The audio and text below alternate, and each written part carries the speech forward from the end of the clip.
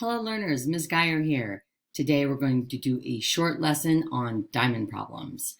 Diamond problems can be drawn in one of two ways. You can draw the box with the X inside, or you can just draw the X.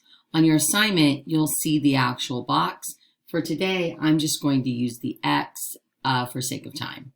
So, if I have a 5 here and a 3 here, the pattern goes these two numbers on the sides add up to be the one below. So 5 plus 3 will go in this box here, which is 8. And these two numbers on the sides will multiply to be the one on top. So 5 times 3 is 15.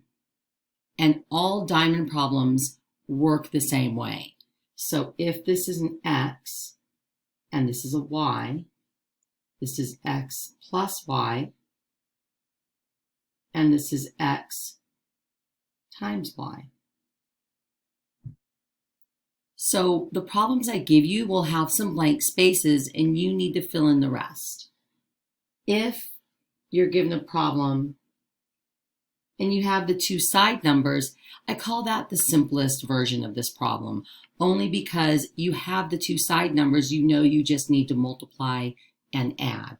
So if I have 4 here and -3 here, 4 plus -3 is going to make a +1. And 4 times -3 is going to make a -12. And I just finished my diamond problem. So what if you're not given those numbers? And I'm going to push my whiteboard up a little bit so you can see the next problems. So if you're given this is a 7 and this is a 9. If you're given a side number and the bottom number, then you know you have to ask yourself, what do I add to 7 to make a 9? So really it's 7 plus what is 9? And that would be a 2. And that would look like this. 7 plus blank equals 9. And we know that 7 plus 2 is 9. And then we know that we multiply these two. Once we have this number, we multiply the 2 and we put that up here. So that would be 14. Okay? So what if we start off like this and we have this number, which is a 6, and this number, which is a -24. So now we're not asking what we add to 6 to make -24, but we're asking what do we multiply to 6? So this problem would look like this. 6 times something is -24. Well, we know a positive times a negative is a negative. So this would be a -4. Now all we need to do is add these two numbers together. 6 plus -4. Who wins by how much? The positives win by 2. And if I drew out the negatives and positives, I could say +6 and -1, 2, 3, 4. These make 0 pairs. Those are gone. Or some teachers like to say they cancel out. You know how I feel about that. Yeah, cancel out is used for way too many things. But we know that one positive and one negative add up to make 0. So we have 2 positives left over. And I'll do one more. So what if, and this is the one that's the trickiest, I think. You tell me when you do these what you think. So what if I'm given both, this is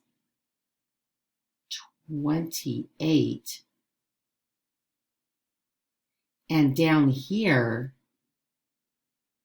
is 11. Think about that for a moment. So now you have to come up with two numbers that when you add them, they make 11, but when you multiply them, you get 28. Well, there are a lot of different ways to add to make 11. 1 plus 10, 6 plus 5, 7 plus 4, 8 plus 3, 2 plus 9. There's too many combos. So why don't we look at the combos that multiply to be 28, because there aren't that many.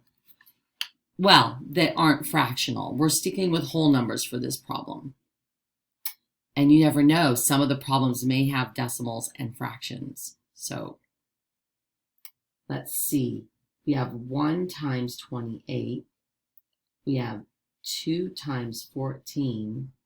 We have 4 times 7. And that's it to make 28. Well, 1 plus 28 is 29. That doesn't work. 2 plus 14 is 16. That doesn't work. But 4 plus 7 is 11. So that's the answer. So a 4 and a 7. Now people often ask me, does it matter which one goes where? And the answer is no. I could erase these and I could make this the 7 and this the 4. Or I could make this one the 4 and this one the 7, and it doesn't matter. They are both correct answers. And that, my friends, is my quick lesson on how to work diamond problems. Thank you for watching my very first lesson ever.